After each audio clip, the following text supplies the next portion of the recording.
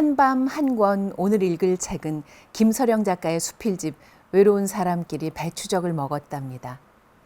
지금은 폐간된 세미 깊은 물 잡지에서 인터뷰 칼럼을 주로 썼던 김서령 작가는 이후 여자전, 안동장씨 400년 명문가를 만들다, 김서령의 가, 삶은 천천히 태어난다 같은 여러 권의 책을 펴냈습니다. 김서령 작가가 음식에 관해 쓴 글을 모은 외로운 사람끼리 배추적을 먹었다는 2018년 가을 세상을 떠난 그녀의 마지막 작품 유고집이 되었습니다. 많은 이들이 칭찬하고 그리워하는 빛나되 눈부시지 않은 그녀의 글을 지금부터 만나보겠습니다.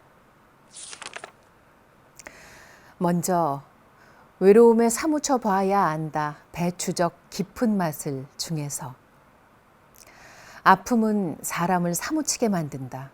그리고 사무침은 사람을 의연하게 만든다.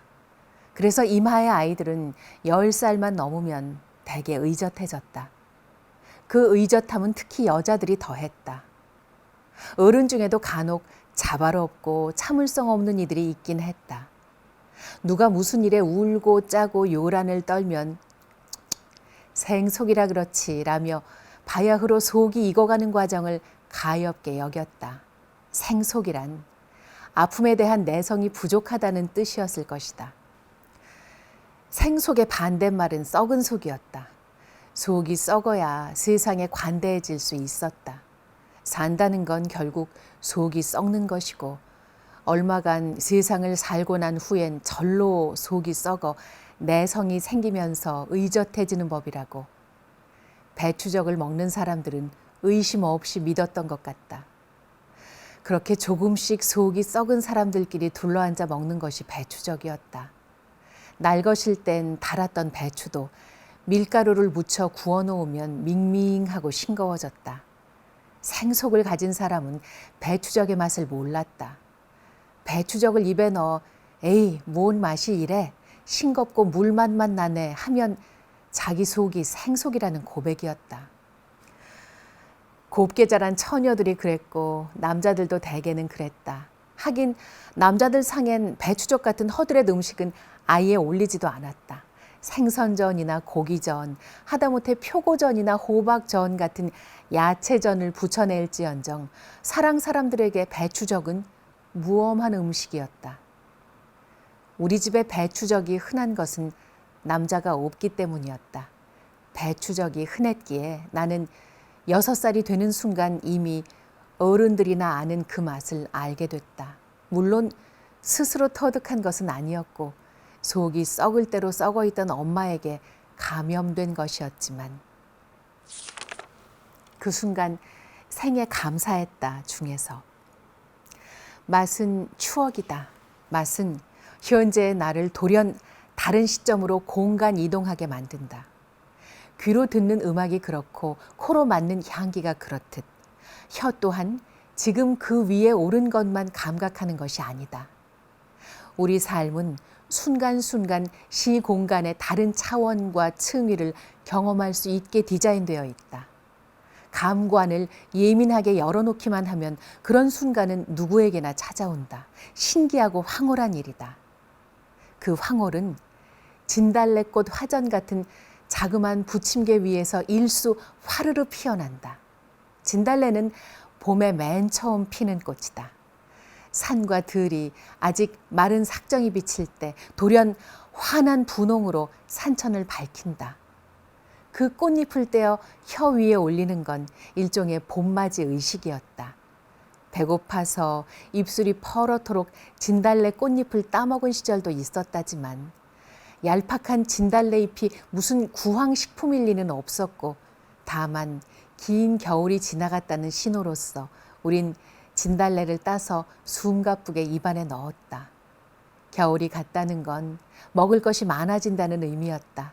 고사리와 취나물이, 쑥과 냉이가, 물오른 송기와 잔대가 곧 산과 들 여기저기서 우리를 불러들일 것이었다.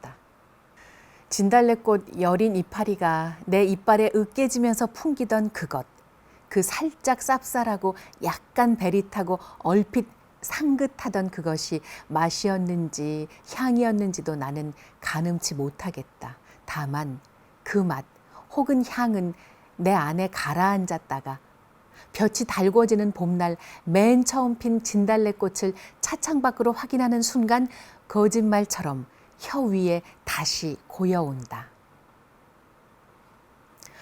여전히 봄은 오고 여전히 진달래는 핀다. 나 역시 암만 바빠도 억지로 짬을 내어 화전을 붙이려고 한다. 내가 붙여놓은 화전은 그 옛날과 조금도 다르지 않다. 다만 나의 화전 곁에는 지금 나보다 훨씬 어린 새댁인 엄마가 서 있다. 긴 앞치마를 입고 풀 먹인 옥양목이 사각사각 부벼지는 소리를 내면서 꿀병이니 참기름병이니를 들었다 놨다 하면서 명태 보푸름의 개결한 맛이여 중에서 보푸름은 원래 그리 흔한 음식이 아니었다. 잔치 때나 사랑에 큰 손이 올 때라야 비로소 맛볼 수 있던 정갈하디 정갈한 반찬이었다. 하얗고 맑고 고왔던 그것, 입에 넣으면 눈 녹듯 사르륵 녹던 그것. 난 아직 아이스크림을 맛보기 이전이었고 솜사탕이란 것이 존재한다는 것도 모를 때였다. 모기 눈알이라는 1밀리도 안 되는 크기의 재료를 모아 끓인 스프가 있다는 소리도 언감생심 듣지 못할 시절이었다. 그때 내가 세상에 태어나 최초로 맛본 가장 정밀한 요리가 바로 보푸름이었다. 고모는 저 이야기에서 생략하셨지만 엄마에겐 가장 공들이는 한 과정이 더 있었다. 다른 술로 긁은 명태쌀을 손바닥으로 한 번 더 보드랍게 비볐다. 흰 보자기에 무슨 수정가루나 되는 듯 곱게 싸두었다가 상에 올리기 직전 참기름을 살짝 둘러 묻혀냈던 것 같다. 엄마가 보푸름을 담아내던 자그마한 놋 종지가 지금 내게 있다. 뚜껑 달린 놋 종지에 담지 않은 보푸름을 보푸름이라고 말할 수 있을까? 윤 나는 종지 뚜껑을 열면 그 안에 놋쇠보다 훨씬 엷은 빛깔의 흰 보푸름이 소복하게 담겨 있었다. 흰 접시에 담으면 보푸름은 금방 노란 빛 쪽으로 가버리지만 놋 종지에 담으면 보푸름은 흰빛이 오래 유지된다. 비록 황태에서 긁어낸 것이지만 흰빛일 때 보푸름은 보다 보푸름답다. 맑고 개결하지 않으면 보푸름의 존재 이유가 없어지니까. 형태가 드러나지 않을 만큼 결이 고와야 하지만 젓가락으로 잡히지 않아서는 안 된다. 혀 위에서 녹아들어야 하지만 가루가 돼서는 안 된다. 짜지 않아야 하지만 싱거워도 안 된다. 그게 보푸름이 있어야 할 정밀한 좌표였고 그 지점을 가장 섬세하게 맞출 줄 아는 사람이 엄마였다.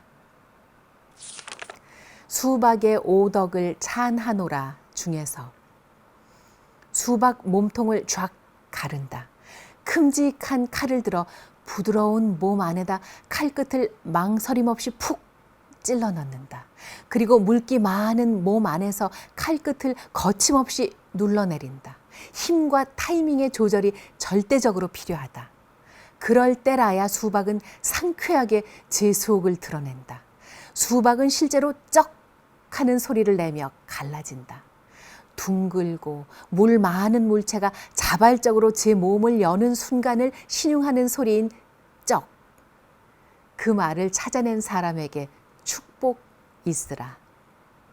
쩍은 소리 안에 이미 물기운과 단기운을 충분히 담고 있다. 무엇보다 강제 아닌 자발성을 담고 있다. 칼을 대자마자 기다렸다는 듯 환호하며 열리는 소리다. 여름 내 누군가 바깥에서 제 몸을 열어주기를 간절히 기다려왔다는 신호. 꽃 진 자리에 콩알만하게 맺혔던 수박이 골프공만하게, 연식 테니스공만하게, 배구공만하게 자라면서 비와 바람과 햇빛을 빨아 마셔 연두빛 껍질이 점점 짙풀어지는 동안 오매불만 기다려왔던 순간이다. 수박 한 통이 봄부터 여름까지 120여일간 염원했던 순간의 의젓한 탄성이 바로 쩍이다. 업적은 결코 호들갑스럽지 않다. 기쁨을 억제하며 짓누르는 소리도 아니다. 솔직하게, 담백하게 자족하는 흐뭇함이 있다. 21일 동안 껍질 속에서 부화한 달걀이 새로 생긴 부리로 바깥에 나오려고 제 껍질을 필사적으로 콕콕 쪼듯, 그럴 때 어미닭이 바깥에서 병아리가 쪼는 바로 그곳을 정확하게 가늠하여 가볍게 콕콕 쪼아주듯, 그렇게 줄과 탁이 동시에 이루어지는 우주적인 순간은 수박 한 통이 갈라지는 때에도 어김없이 찾아온다. 소리 자체만으로 듣는 이를 상쾌하게 만들고 단물이 튀어오르는 청량감을 감각하게 한다. 주변의 다른 소리를 흡수하고 압도한다. 나는 고요하고 집중된 시간이 아니면 수박 몸에 칼을 대지 않는다. 천방지축 뛰노는 아이들을 일부러 수박 주변에 불러 고요히 숨죽이게 해놓고 칼을 든다. 여름이 오고 우리 집 부엌에서 일주일에 한두 번 수박 갈라지는 쩍 소리에 이어 아이들의 야 하는 환호가 들릴 때 인생은 온갖 누추와 남루에도 불구하고 예찬할 가치가 충분하다. 이런 책은 정말 곤란합니다. 도무지 진도가 나가지 않아요. 저는 책을 읽을 때 밑줄을 치고 동그라미나 네모칸을 치고 여백에는 메모도 합니다. 기막힌 표현, 눈에 번쩍 띄는 어휘는 줄을 치거나 칸을 만들어 표시하고 작가의 생각에 격하게 공감을 하거나 반대 의견을 말하고 싶을 땐 몇 글자 끼적입니다. 그래서 제가 좋아하는 책은 대체로 좀 지저분해요. 근데 이 책은 처음부터 그랬어요. 게다가 이 책은 끝까지 그러는 겁니다. 도무지 밑줄을 치지 않을 때가, 칸을 만들지 않을 단어가 없는 겁니다. 그래서 나중에는 아예 포기했어요. 아니 어떻게 모든 문장에 모든 단어에 일일이 표시를 하겠어요. 모든 여백에 글을 쓰고요. 그래서 그냥 읽기 시작했어요.